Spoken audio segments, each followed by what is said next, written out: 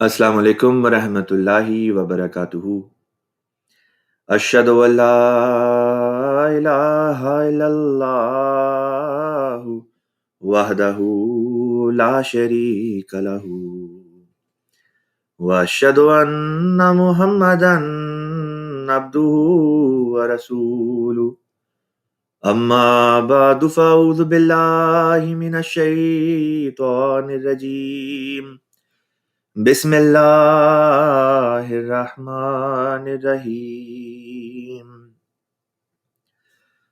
मुअज़्ज़ज़ सामीन व मुशाहिदीन किराम, खाकसार मुरब्बी सिलसिला फरहान रब्बानी जमात अहमदिया की मरकज़ी वेबसाइट al-islam.org की तरफ से एक और एपिसोड इस प्रोग्राम की जिसका नाम आस्क एन इमाम उर्दू है, आपकी खिदमत में लेके हाजिर हुआ है। सबसे पहले आप सबको इस प्रोग्राम में खाकसार बहुत बहुत खुश आमदीद कहता है।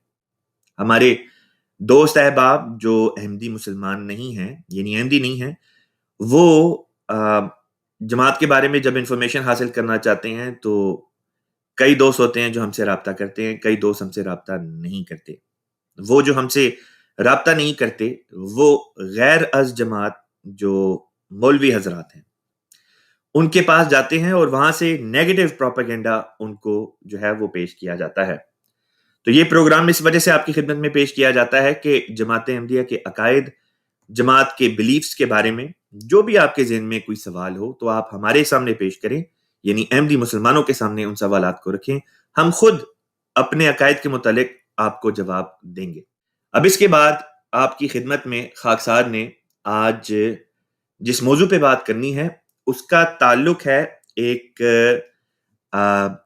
थ्रेड के साथ जो खाकसार ने मजमून की शक्ल में कुछ अरसा पहले ट्विटर के ऊपर लिखा था और उसमें जमात अहमदिया के मुतल्लिक मौलवी हजरात ख़ास तौर पे पाकिस्तान और इंडिया में जो गैर अहमदी मौलवी हैं, यानी सुन्नी मौलवी हैं या शिया मौलवी हजरात हैं, जिस मसलक से भी ताल्लुक़ रखते हैं, तो जमात अहमदिया के मुताल्लिक ख़ास किस्म की अफ़वाहें जो हैं वो उड़ाई जाती हैं, ख़ास किस्म के झूठ बोले जाते हैं, झूठी कहानियाँ बनाई जाती हैं।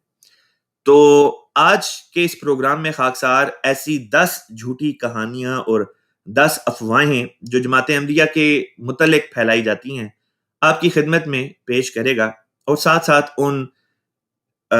उन कहानियों या अफ़वाहों के मुतल्लिक हकीकत क्या है, वो भी पेश करता चला जाएगा। उम्मीद करता हूँ आज का प्रोग्राम आपको पसंद आएगा। आइए मेरे साथ इस सफ़र में मेरे शरीक हो जाएँ। तो कई दोस्त अहबाब हैं, वो सोशल मीडिया पे मुझसे राब्ता करते हैं, इसी तरह दूसरे मुरब्बियान से भी राब्ता करते हैं और कहते हैं कि जी, हम जमात अहमदिया में शामिल होना चाहते हैं। जब थोड़ी-सी भी उनसे मालूमात ली जाए कि उन्होंने जमात अहमदिया के बारे में क्या पढ़ा है, क्या नहीं पढ़ा है, तो वो सारी हकीकत खुल के सामने आ जाती है। और फौरी तौर पे उनकी तरफ से जिस किस्म के सवालात आते हैं, तो वो हमें फौरी तौर पे बता देते हैं कि किस किस्म के ये दोस्त अहबाब हैं और ये क्या मवाद पढ़ते हैं, कहाँ से पढ़ते हैं और इनको किस किस्म का प्रोपेगेंडा है जो सुनाया जाता है। तो सबसे पहली अफ़वाह या मिथ कह लें जो सुनाई जाती है इन लोगों को, वो ये है कि अगर ये अहमदी मुसलमान बन जाते हैं, अगर ये अहमदियत में दाखिल हो जाते हैं, जमात अहमदिया में शामिल हो जाती हैं, तो जमात अहमदिया जो है वो इनको पैसे देगी। तो पहली बात तो ये कि हमारे प्यारे भाइयों, ये बिल्कुल गलत है। जमात अहमदिया किसी को कोई पैसे नहीं देती।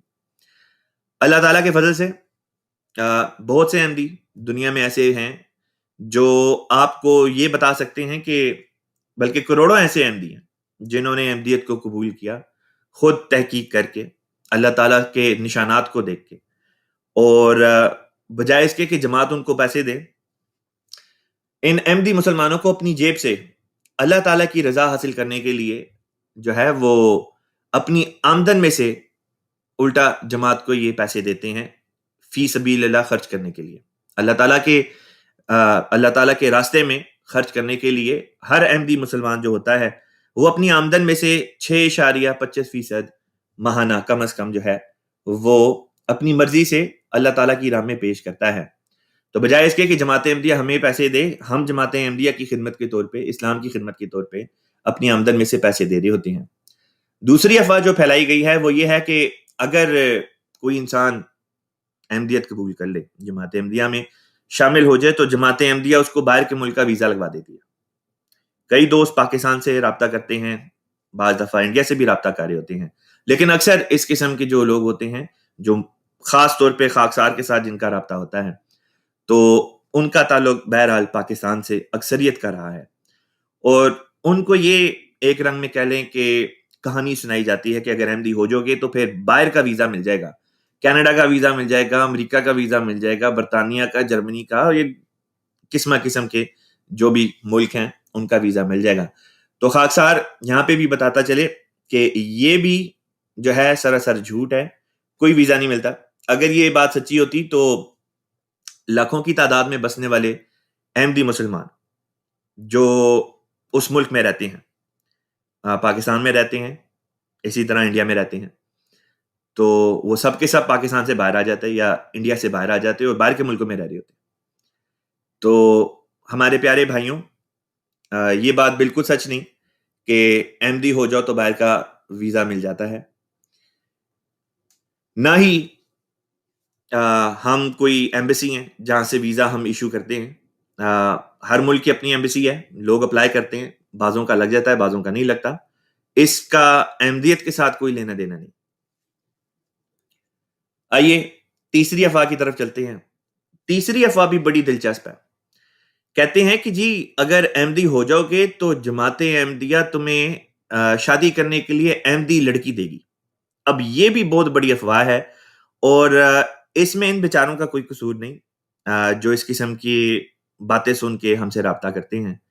بات یہ ہے کہ جس معاشرے میں لوگ رہ رہے ہیں اور جس قسم کے حالات ان کے ہوتے ہیں، اگر کسی وجہ سے ان کی شادی نہیں ہوتی تو مولوی حضرات ان کو اس قسم کی باتیں سناتے ہیں کہ دیکھو اگر تمہاری شادی نہیں ہو رہی ہے تو احمدی تو اس قسم کی بھی باتیں کرتے ہیں، حالانکہ اللہ تعالیٰ اس بات پہ گواہ ہے کہ احمدی ہرگز اس قسم کی باتیں نہیں کرتے۔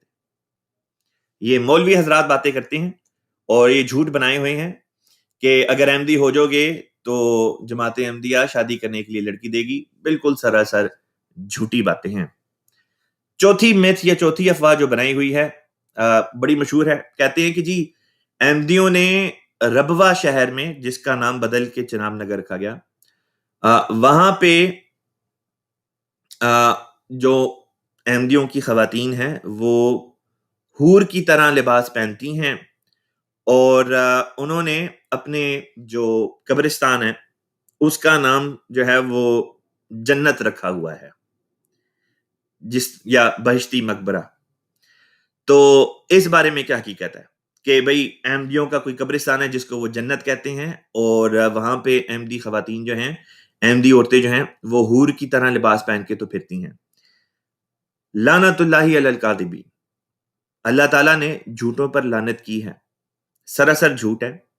یہ بھی ایک افواہ ہے، اس کہانی میں کوئی حقیقت نہیں ہے۔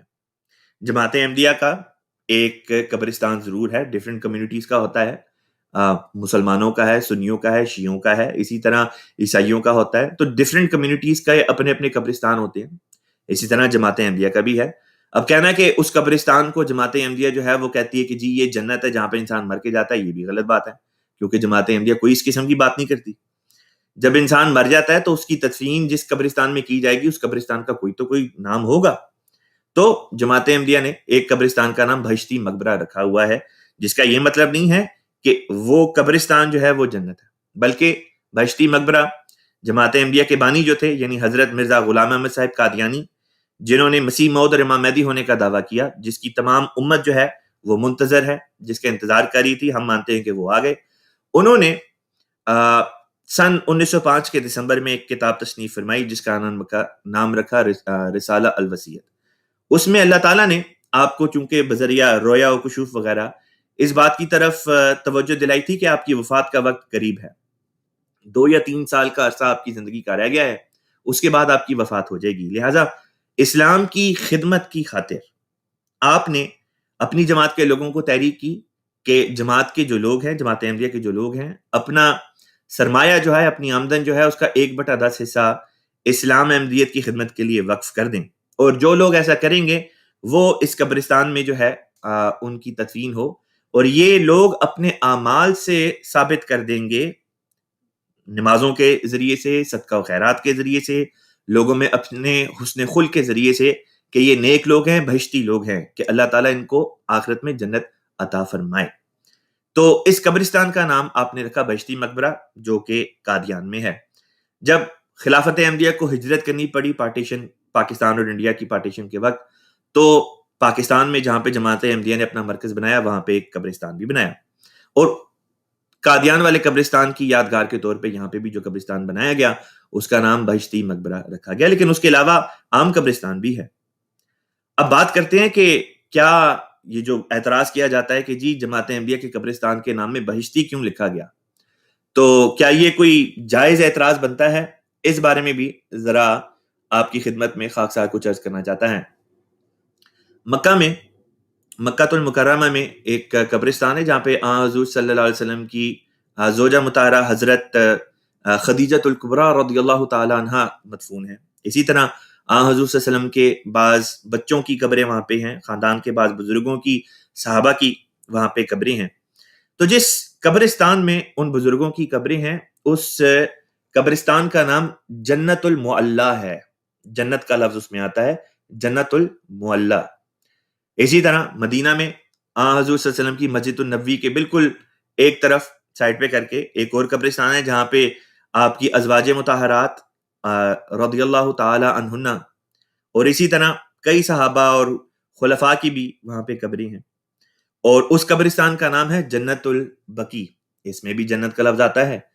تو اس سے پتہ چلا کہ جنت کا لفظ رکھنے سے یہ مراد نہیں ہوتی کہ یہ وہی جنت ہے جہاں پہ انسان کی روح مرنے کے بعد جاتی ہے اور جہاں پہ اللہ تعالیٰ سے نعمتیں حاصل کرتی ہے۔ جنت کا لفظ عربی زبان میں صرف ان معنوں میں استعمال ہوتا ہے کہ ایک باغ ہے، اور بہشت کو بھی باغ ہی کہا جاتا ہے۔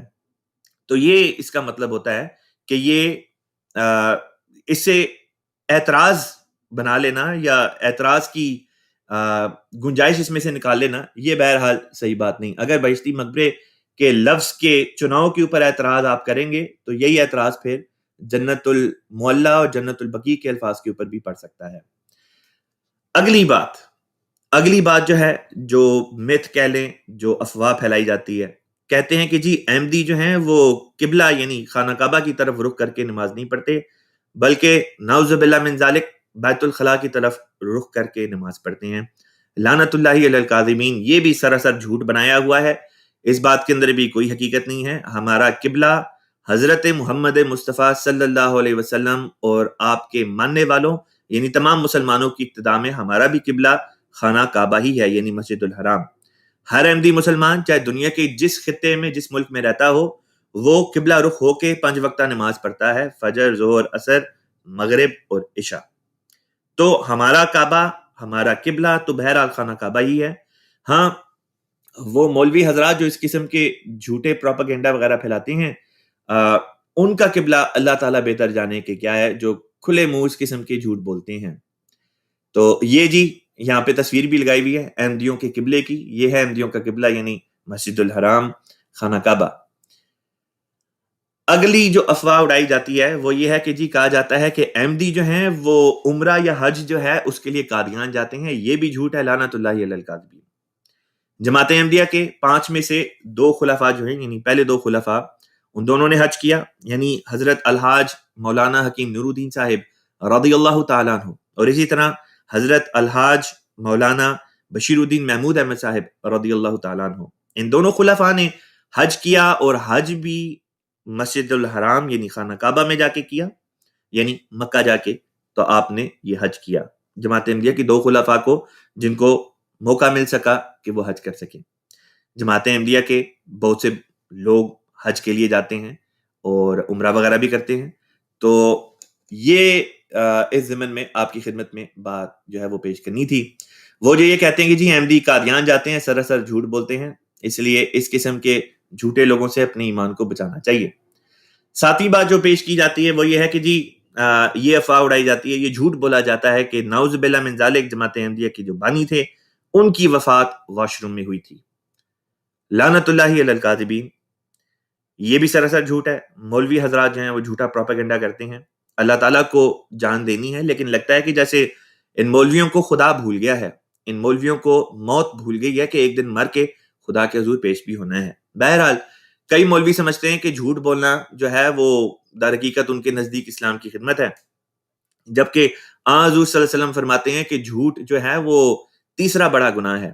اس ضمن میں خاکسار نے اسی افواہ کو ڈیبنک کرنے کے لیے بڑی ڈیٹیل میں ایک پروگرام کیا تھا. خاکسار آج کے پروگرام کے اس حصے میں بعد میں اوپر لنک لگا دے گا اس ویڈیو کا، جہاں پہ آپ اس اعتراض کا، اس متھ کا، اس افواہ کا ڈیٹیل میں جو جواب پیش کیا گیا تھا پچھلی ایک ایپیسوڈ میں، آپ اس کو دیکھ سکیں گے.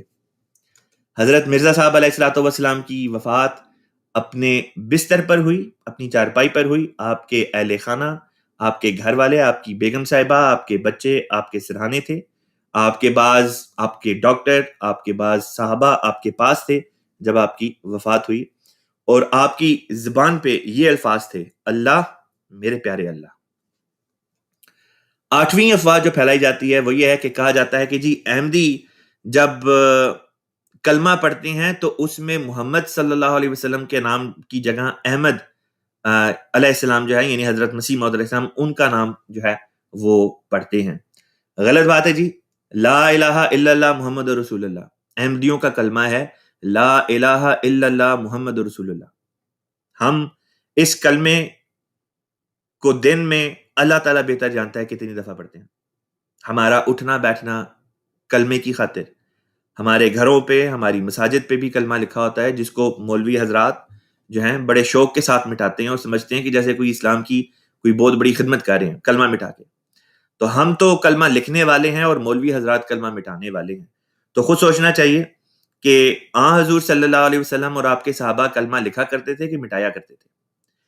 اور آج کل کے جو مولوی حضرات ہیں یا جو بھی مسلمان کلمہ مٹاتا ہے، وہ خود دیکھ لے کہ وہ اپنی مشابہت کن کے ساتھ قائم کر رہا ہے، محمد رسول اللہ صلی اللہ علیہ وسلم اور آپ کے صحابہ کے ساتھ یا ان کے مخالفین کے ساتھ.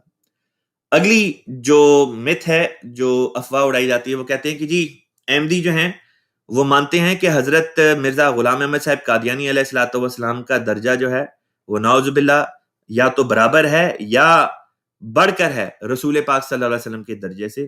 لعنت اللہ علی الکاذبین. جماعت احمدیہ کا تو یہ عقیدہ ہے. خود حضرت اقدس محمد مصطفیٰ صلی اللہ علیہ وسلم کا جو، حضرت مسیح موعود علیہ السلام کا جو عقیدہ ہے، آپ کی خدمت میں یہاں پہ خود جماعت احمدیہ کی ویب سائٹ سے دکھا دیتا ہوں تاکہ دودھ کا دودھ اور پانی کا پانی ہو جائے. یہ دیکھیں جی، تصویر ہے حضرت مرزا غلام احمد صاحب قادیانی مسیح موعود علیہ السلام کی، اور ہمارے مذہب کا خلاصہ اور لب لباب. ان الفاظ میں آپ نے اپنا عقیدہ بیان کیا، اپنا مقام بھی جو ہے وہ بیان کریں گے کہ آپ کا مقام کیا ہے. محمد مصطفیٰ صلی اللہ علیہ وسلم کے غلام کی حیثیت میں اللہ تعالیٰ نے آپ کو بھیجا ہے. مقام میں حضور صلی اللہ علیہ وسلم سے اوپر ہونا تو دور کی بات، برابر بھی نہیں، بلکہ غلام ہونے کی حیثیت میں ایک ادنا ترین درجہ آپ رکھتے ہیں. فرمایا ہمارے مذہب کا خلاصہ اور لب لباب یہ ہے کہ لا الہ الا اللہ محمد رسول اللہ ہمارا اعتقاد جو ہم اس دنیاوی زندگی میں رکھتے ہیں، جس کے ساتھ ہم بفضل و توفیق باری تعالیٰ اس عالم گزران سے کوچ کریں گے، یہ ہے کہ حضرت سیدنا و مولانا محمد مصطفیٰ صلی اللہ علیہ وسلم خاتم النبیین و خیر المرسلین ہیں، جن کے ہاتھ سے اکمال دین ہو چکا اور وہ نعمت بمرتبہ اتمام پہنچ چکی، جس کے ذریعے سے انسان راہ راست کو اختیار کر کے خدائے تعالیٰ تک پہنچ سکتا ہے. اور ہم پختہ یقین کے ساتھ اس بات پر ایمان رکھتے ہیں کہ قرآن شریف خاتم کتب سماوی ہے، اور ایک شوشہ یا نقطہ اس کی شرائع اور حدود اور احکام اور اوامر سے زیادہ نہیں ہو سکتا اور نہ کم ہو سکتا ہے. اور اب کوئی ایسی وحی یا ایسا الہام من جانب اللہ نہیں ہو سکتا جو احکام میں فرقانی کی ترمیم یا تنسیخ یا کسی ایک حکم کی تبدیل یا تغیر کر سکتا ہو. اگر کوئی ایسا خیال کرے تو وہ ہمارے نزدیک جماعت مومنین سے خارج اور ملحد اور کافر ہے. حضرت مرزا غلام احمد مسیح موعود علیہ السلام ازالہ وہام روحانی خزائن، جلد نمبر 3 صفحہ 169 تا 170. واپس چلتے ہیں. یہ تھی نویں مت، یعنی نویں افواہ، ایک جھوٹی کہانی. آخری جو مت ہے اس ضمن میں جو خاکسار پیش کرنا چاہتا ہے وہ یہ کہ غیر احمدی مولوی حضرات کہتے ہیں جھوٹی بات کرتے ہیں، کہتے ہیں کہ جی احمدی جو ہیں وہ جہاد کو نہیں مانتے. تو پہلی بات تو یہاں پہ یہ کرتا چلوں کہ لعنت اللہ علی الکاذبین، یہ بھی جھوٹ ہے اور جھوٹوں پہ اللہ تعالیٰ کی لعنت ہو. جماعت احمدیہ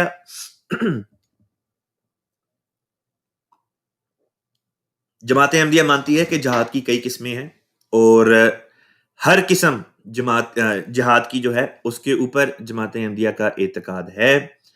ہاں مولوی حضرات ایسے ہیں جو کہتے ہیں کہ جہاد کی صرف ایک ہی قسم ہے اور وہ یہ کہ جبراً دوسروں کو مسلمان بنانے کے لیے تلوار کا یا جبر کا استعمال کیا جائے، جس کی اسلام میں کہیں پہ بھی ہمیں کسی قسم کی کوئی دلیل نہیں ملتی. ہاں جہاد کی ایک ایسی قسم ضرور ہے جس میں اپنے دفاع کی خاطر، اپنے بچاؤ کی خاطر، سیلف ڈیفنس میں جو ہے وہ تلوار اٹھانے کی مسلمانوں کو اجازت دی گئی، لیکن وہ صرف تب دی گئی جب مسلمانوں کے خلاف تلوار اٹھائی گئی.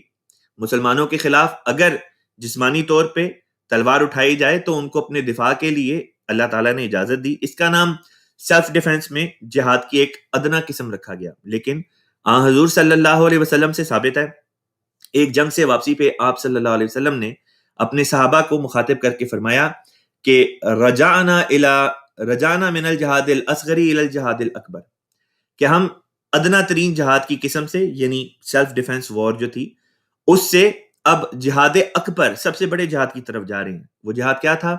وہ جہاد بن نفس تھا، یعنی اپنے نفس کے خلاف جہاد کرنا، یعنی اپنی اصلاح کرنا. تو جماعت احمدیہ یہ کہتی ہے کہ اگر مسلمانوں پہ جو ہے وہ جنگ مسلط کی جاتی ہے تو ان کو پورا اختیار ہے کہ وہ اپنا دفاع کریں. ہاں ہم اس بات کے بارے میں یہ ضرور کہتے ہیں کہ قرآن پاک سے، احادیث مبارکہ سے کہیں سے یہ بات ثابت نہیں ہوتی کہ جو کانسیپٹ جہاد کا مولویوں نے بنایا ہوا ہے کہ جی دوسرے کو مسلمان بنانے کے لیے تلوار اٹھا لو تو دوسرا بندہ ڈر کے مسلمان ہو جائے گا، اس کا نام اگر وہ جہاد رکھتے ہیں تو ایسا جہاد تو نہ کبھی رسول اللہ صلی اللہ علیہ وسلم نے کیا، نہ آپ کے صحابہ نے کیا، نہ ہی خلفاء نے کیا، نہ ہی جماعت احمدیہ اس قسم کے جہاد کے اوپر ایمان رکھتی ہے. سیلف ڈیفنس کے بارے میں بتا دیا کہ چونکہ اس کی اجازت اللہ تعالیٰ نے دی ہے، اللہ تعالیٰ کے رسول نے دی ہے، اس کے اوپر ہمارا بھی ایمان ہے. لیکن جب حملہ ہو تب سیلف ڈیفنس کیا جاتا ہے نا. کوئی آپ کے اوپر حملہ کرے نا، یا یہ کہ آپ کے خلاف، اسلام کے خلاف حملہ تو قلم کے ذریعے سے کیا جائے، مضمون یا کتاب لکھ کے کیا جائے، آپ ہاتھ میں تلوار اٹھا لیں، یہ کہاں کی عقل مندی ہے؟ کوئی عقل مندی نہیں. اگر تلوار کے ذریعے سے حملہ کیا جائے تو تلوار کے ذریعے سے دفاع کرنا، یہ عقل مندی ہے.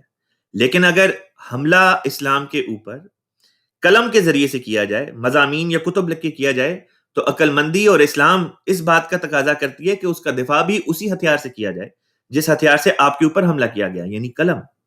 اور اس دور میں قلم کے ذریعے سے جہاد کی جو مثال جماعت احمدیہ نے قائم فرمائی، جماعت احمدیہ کے بانی حضرت امام مہدی علیہ الصلوۃ والسلام نے قائم فرمائی، اس کی نظیر ہمیں اسلام کی اس تاریخ میں کہیں پہ اور نہیں ملتی. آج کے پروگرام کے پہلے حصے میں جو مضمون پیش کرنا تھا اس کا تعلق یہیں تک تھا. اب آپ لوگوں کی طرف سے جو لائیو سوالات اور پیغامات موصول ہو رہے ہیں ان کی طرف چلتے ہیں. کئی دوست آپ کی طرف سے السلام علیکم کا پیغام آیا، طارق صاحب کی طرف سے، سمیع اللہ صاحب کی طرف سے، فبو صاحب کی طرف سے، نشاط صاحبہ کی طرف سے، غزالہ ادیب صاحبہ کی طرف سے، احمد وحی صاحب، آپ سب کو بہت بہت وعلیکم السلام. آئیے اب جو سوالات آ رہے ہیں ان کی طرف چلتے ہیں.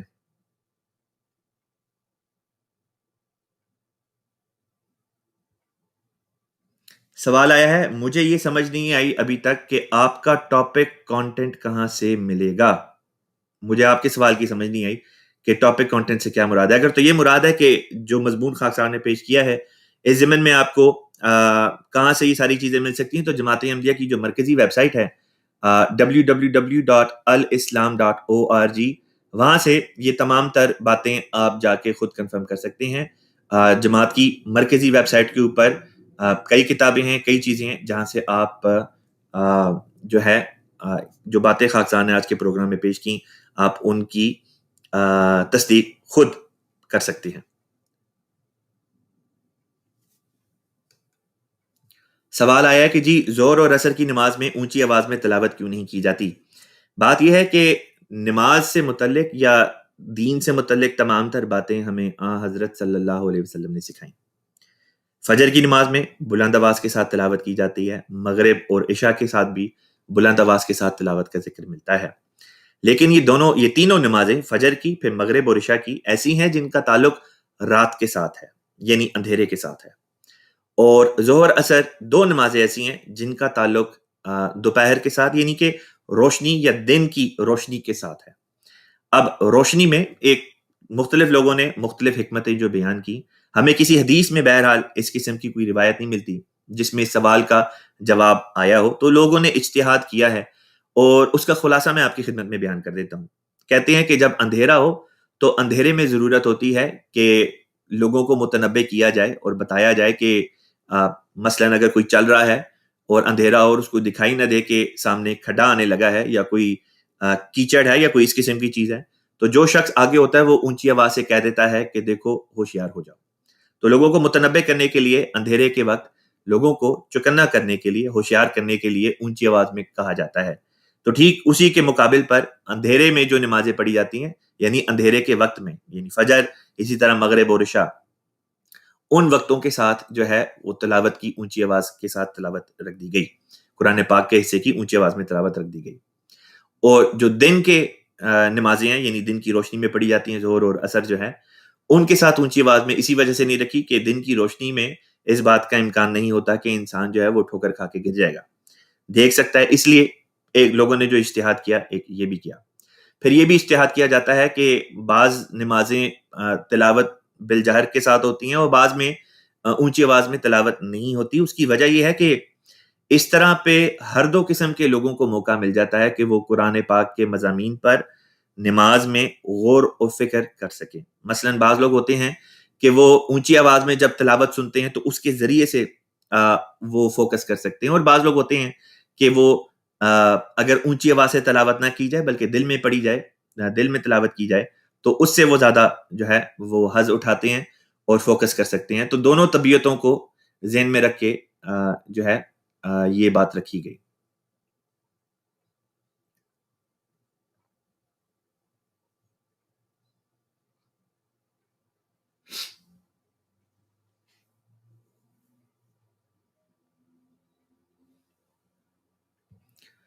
اگلا سوال آیا جس کا تعلق ہے فاسٹ فوڈز وغیرہ میں جو برگر وغیرہ ملتے ہیں اس کے ساتھ۔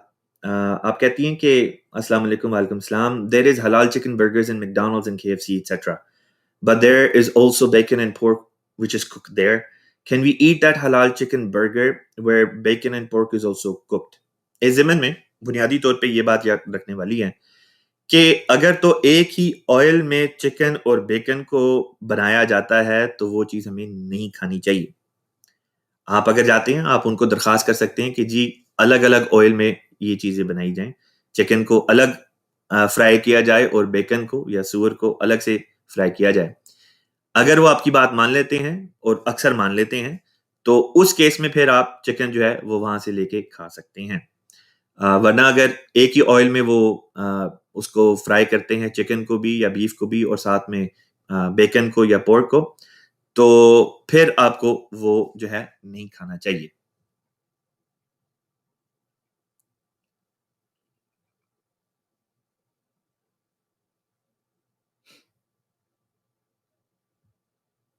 اگلا سوال ہے جی، آپ کہتے ہیں کہ تمام انبیاء جو آئے اللہ تعالیٰ کے، وہ ایشیا کے علاقے میں آئے، مثلا ایران، عراق وغیرہ۔ ہم نے کبھی سنا نہیں کہ اس سے باہر کے علاقے یعنی یورپ اور امریکہ میں بھی اللہ تعالیٰ نے کوئی نبی بھیجا ہو۔ بات یہ کہ قرآن پاک میں اللہ تعالیٰ نے ایشیا کا لفظ استعمال نہیں کیا، بلکہ اللہ تعالیٰ نے فرمایا ہے وَإِن مِّنْ أُمَّةٍ إِلَّا خَلَا فِيهَا نَذِيرٌ، کہ دنیا کا کوئی ایسا کونا نہیں، کوئی ایسی جگہ نہیں جہاں پہ اللہ تعالیٰ کے انبیاء جو ہیں وہ نہ آئے ہوں۔ اس سے پتہ یہ چلتا ہے کہ انبیاء تو ضرور آئے، ہاں انبیاء کی بھاری اکثریت اس علاقے میں آئی جس کا ذکر آپ نے کیا، لیکن بھاری اکثریت کا یہاں پہ آنے سے یہ مطلب نہیں لیا جا سکتا کہ دنیا کے دوسرے حصوں میں اللہ تعالیٰ نے اپنے انبیاء جو ہیں وہ نہیں بھیجے۔ اللہ تعالیٰ نے ان کے نام ہمیں نہیں بتائے، لیکن یہ بتا دیا کہ دنیا کے ہر حصے میں اللہ تعالیٰ نے انبیاء جو ہیں وہ بھیجے ہیں۔ مثلا ایک نبی ہیں سوکریٹیز جن کو کہتے ہیں، ان کا ذکر ہمیں ملتا ہے کہ انہوں نے جس قسم کے پیغامات دنیا میں دیے، ان کی زندگی جو تھی وہ بتاتی ہے کہ وہ اللہ تعالیٰ کے نبی تھے۔ پھر چائنا میں بعض بزرگوں کی طرف ذہن جاتا ہے، مثلاً کنفیوشیس ہیں، ان کی زندگی کا مطالعہ کریں تو ذہن اس طرف منتقل ہوتا ہے کہ وہ بھی اللہ تعالیٰ کے نبی ہوں گے۔ اسی طرح دوسری اقوام میں بھی اللہ تعالیٰ کے نبی ضرور آئے ہوں گے۔ اس ضمن میں جماعت احمدیہ کے جو چوتھے خلیفہ ہیں حضرت خلیفۃ مسیح رابع رحمہ اللہ تعالیٰ، انہوں نے اپنی کتاب revelation, rationality, knowledge and truth, اس میں کافی دلیلوں کے ساتھ اور ڈیٹیل میں جا کے آپ نے ثبوت دیے کہ کس طرح پہ حضرت سقراط جو تھے وہ اللہ تعالیٰ کے نبی تھے، اسی طرح پہ کنفیوشیس علیہ السلام جو ہیں وہ چائنا میں اللہ تعالیٰ کے نبی بنا کے بھیجے گئے۔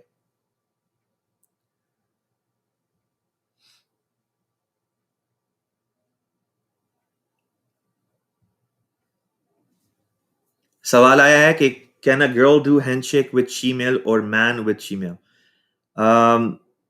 اس ضمن میں بنیادی طور پہ تو یہی بات یاد رکھنے والی ہے کہ ہر انسان کو اس کے اپنے جینڈر والوں کے ساتھ سلام وغیرہ کرنے کی، ہاتھ ملانے کی جو ہے وہ اس طرح سے اجازت ہے، مردوں کو مردوں کے ساتھ، عورتوں کو عورتوں کے ساتھ۔ تو اس حد تک رہنا چاہیے جس حد تک ہمیں پابندی ہمارے لیے شریعت نے لگا دی۔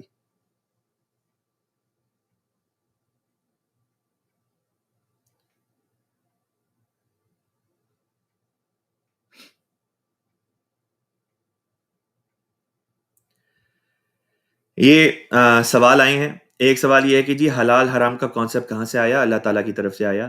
کرسچن کہتے ہیں کہ پیشن گوئیاں کوئی بھی کر سکتا ہے، اگر آپ کے نبی حضرت محمد صلی اللہ علیہ وسلم نے کی تھیں تو خاص بات کیا ہے اس میں؟ کوئی بھی کر سکتا ہے۔ بات یہ ہے کہ اگر کوئی بھی کر سکتا ہے تو وہ بھی کر کے دکھا دے۔ حضور صلی اللہ علیہ وسلم نے تو جو پیشن گوئیاں کی وہ تو سچی ثابت ہو گئیں، اب تک ہوتی چلی جا رہی ہیں، اور بہت سے عیسائی پیشن گوئیاں کرتے ہیں، یہ جو ان کے فارچون ٹیلرز ہوتے ہیں اور غلط قسم کی پیشن گوئیاں کر رہے ہوتے ہیں۔ تو پیشن گوئی کا تعلق انسان کے ساتھ نہیں، خدا کے ساتھ ہے۔ اللہ تعالیٰ فرماتا ہے کہ اللہ تعالیٰ اپنے سچے رسولوں کو، انبیاء کو غیب کی خبریں دیتا ہے اور وہ دنیا کو بتاتے ہیں، اور وہ غیب کی خبریں ہی ہیں جن کو پیشن گوئی کہتے ہیں۔ تو ہم تو یہ کہتے ہیں کہ جی پیشن گوئی اپنی طرف سے نہیں ہوتی، خدا تعالیٰ کی طرف سے ہوتی ہے۔ اگر یہ کہتے ہیں عیسائی حضرات، یہ مانتے ہیں کہ جی، یا مسیحی حضرات یہ مانتے ہیں کہ پیشن گوئیاں کوئی بھی انسان کر سکتا ہے، تو قرآن کا تو چیلنج موجود ہے کہ پھر قرآن جیسی پیشن گوئیاں کر کے دکھا دیں جو پوری بھی ہو جائیں اپنے وقت کے اوپر۔ اور یہ نہیں کہ حالات حاضرہ کو دیکھ کے انسان کہے کہ چونکہ حالات ایسے چل رہے ہیں تو ممکن ہے کہ 1 سال بعد یہ ہو جائے۔ یہ تو کوئی بھی، اس کو کیافہ کہتے ہیں، اس کو اندازہ گوئی کہتے ہیں۔ اندازہ تو کوئی بھی لگا سکتا ہے۔ بات تو تب ہے کہ ایسی پیشن گوئی ہو کہ جس کے دور دور تک کوئی امکان نہ ہو پورا ہونے کا، اور وہ بات پوری ہو جائے۔ اور یہ نہیں کہ ایک ایسی پیشن گوئی ہو سینکڑوں کی تعداد میں ہو، ہزاروں کی تعداد میں ہو۔ حضور صلی اللہ علیہ وسلم کو قرآن پاک کی صورت میں جو پیشن گوئیاں دی گئیں تو سینکڑوں کے لحاظ سے، اور ہر پیشن گوئی اپنے وقت پہ پوری ہوتی چلی جاتی ہے۔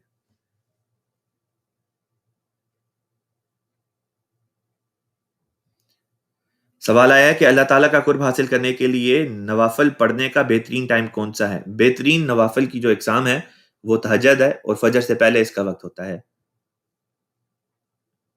اس کے علاوہ بھی دن کے دوسرے حصوں میں بھی جو ہے نفل نماز پڑھی جا سکتی ہے، لیکن نوافل میں جو تہجد کا مقام ہے وہ بہرحال بہت افضل ہے۔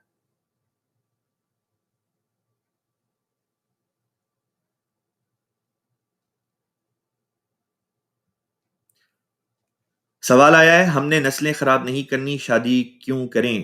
شادی کرنے سے نسلیں خراب ہوتی ہیں؟ اگر تو یہ آپ کا سوال بنتا ہے کہ شادی کرنے سے نسلیں خراب ہوتی ہیں تو اس کا ثبوت بھی دیں۔ ہم تو اس لیے شادی کرتے ہیں کہ حضرت محمد مصطفیٰ صلی اللہ علیہ وسلم نے فرمایا ان نکاح بسنتی، کہ نکاح کرنا، شادی کرنا میری سنت میں سے ہے، اور جو میری سنت کو چھوڑتا ہے وہ مجھے چھوڑتا ہے۔ یعنی کہ جو سنت کو چھوڑ کے کوئی عمل کرتا ہے تو وہ حضور صلی اللہ علیہ وسلم سے خود کو دور کر دیتا ہے۔ ہمارے لیے تو بحیثیت احمدی مسلمان ہونے کے تمام تر برکتیں حضور صلی اللہ علیہ وسلم کی سنت پر عمل کرنے میں ہیں، لہٰذا اس وجہ سے ہم شادی کرتے ہیں۔ اور شادی کرنے کے ساتھ پھر اللہ تعالیٰ نے جہاں حقوق دیے ہیں وہاں پہ ذمہ داریاں بھی دی ہیں۔ مسئلے مسائل پیدا ہوتے ہیں جب ہم حقوق کے اوپر تو توجہ کرتے ہیں اپنی، لیکن اپنی ذمہ داریوں کے اوپر توجہ نہیں کرتے۔ مردوں کو ہوتا ہے کہ ان کو ان کے حقوق ان کی بیویاں دے دیں، لیکن مردوں کی جو ذمہ داریاں ان کی بیویوں کی طرف ہیں وہ ان کے اوپر کام نہ کریں۔ اسی طرح بیویاں جو ہوتی ہیں، عورتیں جو ہوتی ہیں، ان کو یہ ہوتا ہے کہ عورتوں کو خاوند ان کے حقوق تو دے دیں، لیکن خاوندوں کے جو حقوق ہیں بیویاں ان کو وہ نہ دیں۔ تو جب انسان اپنے حقوق کی بات کرتا ہے تب مسئلے کھڑے ہوتے ہیں. اگر انسان دوسرے بندے کے جو حقوق ہیں، یعنی جو میری ذمہ داریاں ہیں، اس کے اوپر بات کرے، جو آپ کی ذمہ داری ہے، آپ اگر اپنی ذمہ داریوں کے اوپر توجہ دیں گے، آپ کے حقوق خود بخود آپ کو مل جائیں گے. کیونکہ جو آپ کی ذمہ داریاں ہیں وہ دوسرے کے حقوق ہیں، اور جو دوسرے کی ذمہ داری ہیں وہ آپ کے حقوق ہیں. لہٰذا اپنی ذمہ داریوں کے اوپر فوکس کرنا چاہیے. اس کے نتیجے میں شادیاں کامیاب ہوتی ہیں، اور جب شادی کامیاب ہوگی تو پھر بچے اچھے نمونے دیکھ کے بڑے ہوں گے، اور ان کا اعتقاد شادی کے اوپر جو ہے وہ مضبوط ہوتا چلا جائے گا.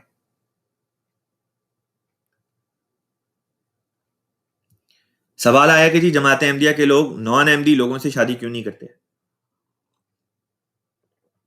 بات یہ ہے کہ اجازت لے کے ہمارے جماعت کے جو خلیفہ ہیں، امام وقت ہیں، ان کی اجازت کے ساتھ شادی کی جا سکتی ہے.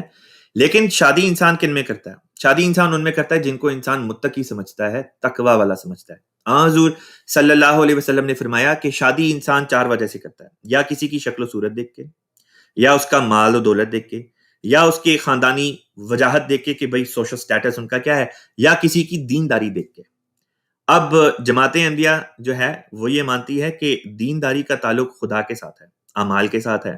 اور اعمال میں اور دینداری میں اور تقوی میں جو سب سے بڑا یا ایک بہت بڑی چیز ہے وہ ہے اللہ تعالیٰ کے بھیجے ہوئے جتنے بھی اللہ تعالیٰ کی طرف سے انبیاء آتے ہیں، فرستادہ آتے ہیں، ان پر ایمان لانا. ہم یہ مانتے ہیں کہ اللہ تعالیٰ نے اس دور میں جس کو حضور صلی اللہ علیہ وسلم کی امت میں رسول پاک صلی اللہ علیہ وسلم کی غلامی میں نبی بنا کے بھیجا، ہم نے اس کی بیعت کر لی، یعنی سیدنا امام المہدی علیہ الصلوۃ والسلام کی. لیکن وہ حضرات جنہوں نے حضرت مسیح موعود علیہ السلام کا انکار کیا، انہوں نے آپ کو اپنے دعوے میں سچا سمجھ کے تو انکار نہیں کیا، جھوٹا سمجھ کے انکار کیا. نعوذ باللہ من ذالک، ان کو جھوٹا ہی سمجھانا، تبھی ان کی بات نہیں کی. تو ایسے لوگ جنہوں نے ایک نبی کا انکار کر دیا، ان میں جا کے رشتے تلاش کرنا حضور صلی اللہ علیہ وسلم کی اس تعلیمات کے واضح طور پہ ہمیں اس سے دور جاتی ہوئی یہ بات دکھائی دیتی ہے. کہ اسی طرح اللہ تعالیٰ نے بھی قرآن پاک میں فرمایا کہ ایک مومن عورت بہتر ہے کہ اس سے شادی کی جائے بجائے کسی اور کے جو غیر مومن ہو. تو جماعت احمدیہ میں اس تعلیم کے اوپر عمل کیا جاتا ہے، کیونکہ قرآن کی بھی یہی تعلیم ہے کہ انسان مومنوں کے رشتے تلاش کرے، اور مومن کہتے ہی اس کو ہیں جو خدا تعالیٰ کے تمام انبیاء کے اوپر ایمان لے کر آ جائے.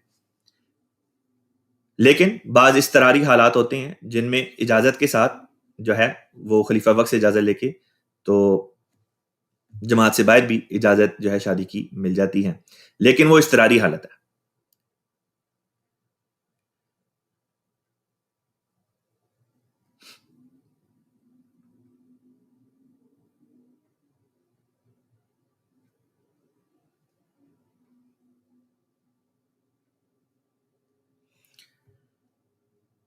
علی رضا صاحب کی طرف سے آیا کہ جی آپ قادیانیت اپنانا چاہتے ہیں، کوئی طریقہ بتائیے گا پلیز. پہلی چیز تو یہ کہ جی قادیانیت کسی چیز کا نام نہیں ہے، یہ جھوٹا پروپیگنڈا ہے جو مولویوں نے بنایا ہوا ہے.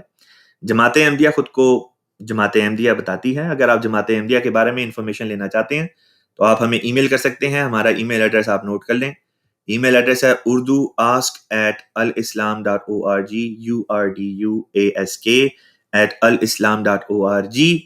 اور جو بھی انفارمیشن آپ کو چاہیے آپ بذریعہ ای میل ہم سے لے سکتے ہیں. لیکن خاکسار ایک دفعہ دوبارہ آپ سے یہ عرض کرتا چلے کہ آج کے پروگرام کا جو اول حصہ تھا، اس پروگرام کا، اس ایپیسوڈ کا، اس ویڈیو کا جو شروع کا حصہ ہے اس کو ضرور دیکھ لیجئے گا. کئی دوستوں کے ذہن میں احمدیت سے متعلق جو بعض باتیں ہوتی ہیں جو مولویوں نے ان کو بتائی ہوتی ہیں، ان کا جواب آج کے پروگرام میں دیا ہے.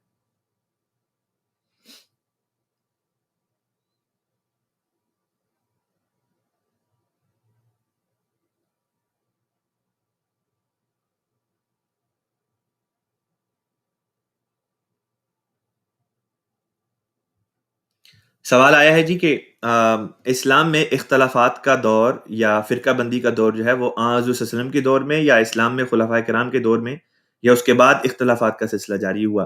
بات یہ ہے کہ رسول پاک صلی اللہ علیہ وسلم کے دور میں تو ہمیں فرقہ بندی نہیں دکھائی دیتی، اور خلفاء نے بھی اپنے دور میں اسلام کا تفرقہ ہونے سے اس کو بچا کے رکھا، فرقہ بازی نہیں ہونے دی. ہاں، جب حضرت علی رضی اللہ تعالیٰ عنہ کی بھی شہادت ہو گئی تو اس کے بعد پھر فرقے بننا شروع ہو گئے. جہاں تک رہی بات اختلافات کی یا فتنوں کی، تو فتنوں کا زمانہ تو ہمیں بہرحال خود رسول پاک صلی اللہ علیہ وسلم کی زندگی میں بعض ایسے واقعات ہوئے جن سے پتہ چلتا تھا کہ بعض منافقین اس قسم کے تھے جو اسلام میں فتنہ ڈالنا چاہتے تھے، پیدا کرنا چاہتے تھے۔ مثلاً غزوہ حنین کے بعد جب حضور صلی اللہ علیہ وسلم اموال غنیمت تقسیم فرما رہے تھے، تو بظاہر ایک مسلمان شخص نے یہ بات کی کہ اے اللہ کے رسول صلی اللہ علیہ وسلم، انصاف سے کام لیں، کہ گویا نعوذ باللہ من ذالک حضور صلی اللہ علیہ وسلم انصاف سے کام نہیں تھے لے رہے۔ آپ صلی اللہ علیہ وسلم نے فرمایا اگر میں نے انصاف نہیں کرنا تو اور کس نے کرنا؟ پھر خود ہی آپ صلی اللہ علیہ وسلم نے فرمایا کہ اس شخص کی نسل سے ایسے لوگ نکلیں گے جو قرآن پڑھیں گے لیکن قرآن ان کے حلق سے نیچے اترے گا نہیں۔ پھر اسی طرح حضرت عمر رضی اللہ تعالیٰ عنہ کے وقت میں بعض لوگوں نے اس قسم کی باتیں کی کہ خلیفہ وقت کے اوپر اعتراض کرنے شروع کر دیے۔ پھر یہ فتنہ اور زیادہ بڑا، اور حضرت عثمان رضی اللہ تعالیٰ عنہ کے دور میں بعض لوگوں نے باقاعدہ عبداللہ بن سبا، ایک یہودی انسان تھا جس نے ظاہراً لوگوں کو دکھانے کے لیے اسلام قبول کیا لیکن اندر سے اسلام کا دشمن تھا، اس نے منافق لوگوں کو، مجرم قسم کے لوگوں کو اپنے ساتھ ملا کے اسلام میں فرقہ واریت یا یہ کہ تفرقہ ڈالنے کی کوشش کی، اور جس کا نتیجہ بالآخر حضرت عثمان کی شہادت، اور پھر حضرت عثمان کی شہادت کے 6 سال بعد خارجیوں کے فتنے کی شکل میں حضرت علی رضی اللہ تعالیٰ عنہ کی شہادت کے اوپر منتج ہوا۔ تو اس کے بعد سے پھر جو واقعات امت میں رونما ہوئے وہ پھر فرقہ واریت ایسی شروع ہوئی کہ اب تک چلی آتی ہے۔ اس ضمن میں حضرت جماعت احمدیہ کے جو دوسرے خلیفہ ہیں حضرت خلیفۃ مسیح ثانی رضی اللہ تعالیٰ عنہ، ان کی تصنیف لطیف اسلام میں اختلافات کا آغاز، زبردست ایک لیکچر ہے جو آڈیو بک کی صورت میں بھی اور ایکچوئل کتاب کی صورت میں بھی الاسلام کی ویب سائٹ پہ اردو انگریزی دونوں میں موجود ہے، وہاں سے آپ اس کو سن کے جو ہے وہ فائدہ اٹھا سکتے ہیں۔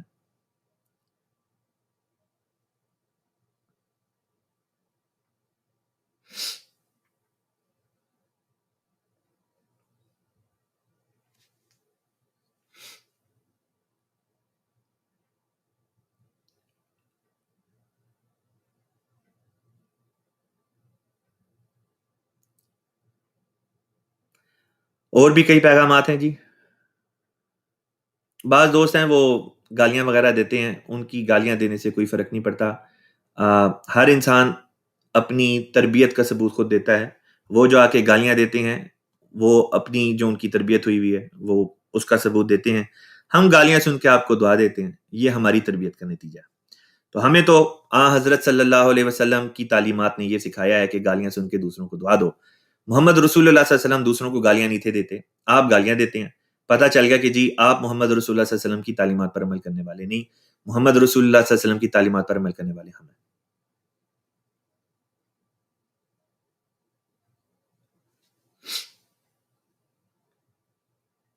پھر ایک دوست ہیں وہ آ کے کہتے ہیں کہ جی قادیانی جو ہیں وہ کافر ہیں۔ تو جی قادیانی تو اس کو کہتے ہیں جو قادیان میں رہتا ہے۔ قادیان میں تو سکھ بھی رہتے ہیں، ہندو بھی رہتے ہیں، ہو سکتا ہے عیسائی بھی رہتے ہوں، اور بعض مسلمان بھی رہتے ہیں جو اپنے آپ کو احمدی کہتے ہیں۔ تو آپ کہہ رہے ہیں کہ جی ہر قادیان میں رہنے والا شخص جو ہے وہ کافر ہے، تو اس کا جواب تو میں آپ کو کیا دوں؟ اللہ تعالیٰ ہی آپ کی عقل پہ سے یہ جو پردے پڑے ہوئے ہیں جو مولویوں نے ڈال دیے ہیں ان کو اٹھائے۔ بہرحال احمدی مسلمان کافر نہیں ہیں، احمدی مسلمان تو وہ ہیں جنہوں نے اللہ تعالیٰ کے بھیجے ہوئے سب انبیاء کا اقرار کیا، سب کے اوپر ایمان لائے، اور محمد مصطفیٰ صلی اللہ علیہ وسلم کو خاتم النبیین مانتے ہیں۔ ہاں آپ نے بہرحال اللہ تعالیٰ کی طرف سے بھیجے ہوئے ایک فرستادے کا انکار کر دیا، تو اس لحاظ سے تو کفر آپ نے کیا، ہم نے تو نہیں کیا۔ کفر کہتے ہیں انکار کرنے کو، ہم تو سب کے اوپر ایمان لائے ہیں، آپ نے ایک کا انکار کر دیا۔ پھر سفیان بھائی ہیں، سفیان بھائی بھی کہتے ہیں کہ جی ختم نبوت کے اوپر جو ہے وہ ڈاکہ ڈالا ہے، چوری کی ہے۔ تو میرے بھائی ختم نبوت کسی فزیکل چیز کا تو نام ہے نہیں کہ انسان اس کو پکڑے اور چوری کر کے کہیں بھاگ جائے۔ اور دوسری بات یہ کہ حضور صلی اللہ علیہ وسلم کی ختم نبوت کے اوپر آپ نے چوکی داری تھوڑی کرنی ہے، آپ نے اس کی کیا حفاظت کرنی ہے؟ ایک روحانی مقام ہے، کیا اس کی حفاظت اللہ تعالیٰ نہیں کر سکتا؟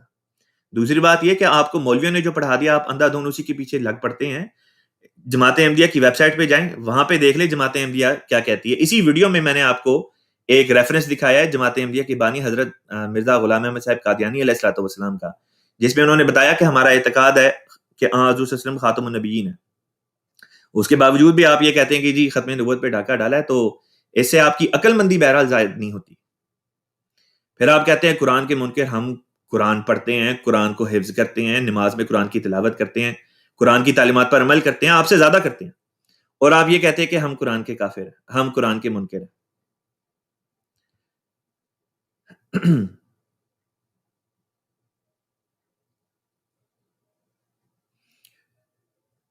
یہ وارث علی صاحب، آپ کا سوال مل گیا ہے، آپ ہمیں ای میل کر لیں۔ ای میل ایڈریس اس پروگرام میں شروع میں بھی اور کئی دفعہ دکھایا گیا ہے، آپ ای میل کر لیں، آپ کے سوال کا انشاءاللہ ای میل پہ جواب دے دیا جائے گا۔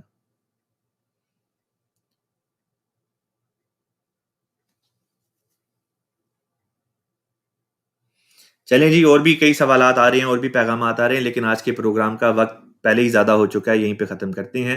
آپ کے جو سوال مزید ہوں ہمیں ای میل پہ بھیج دیں، ورنہ یہ کہ انشاءاللہ کل کے پروگرام میں آپ کے مزید جو سوالات ہوں گے ان کا جواب دے دیا جائے گا۔ 6 دن یہ پروگرام آتا ہے، 3 دن خاک صاحب پیش کرتا ہے، 3 دن مکرم مولانا عدنان احمد صاحب پروگرام کو پیش کرتے ہیں۔ آخر میں درود شریف پڑھ لیتے ہیں۔ اللہم صلی علی محمد وعلی آل محمد کما صلیت علی ابراہیم وعلی آل ابراہیم انک حمید مجید۔ اللہم بارک علی محمد وعلی آل محمد کما بارکت علی ابراہیم وعلی آل ابراہیم انک حمید مجید۔ والسلام علی من اتبع الہدی وآخر دعوانا ان الحمد للہ رب العالمین۔ السلام علیکم۔ محمد رسول اللہ۔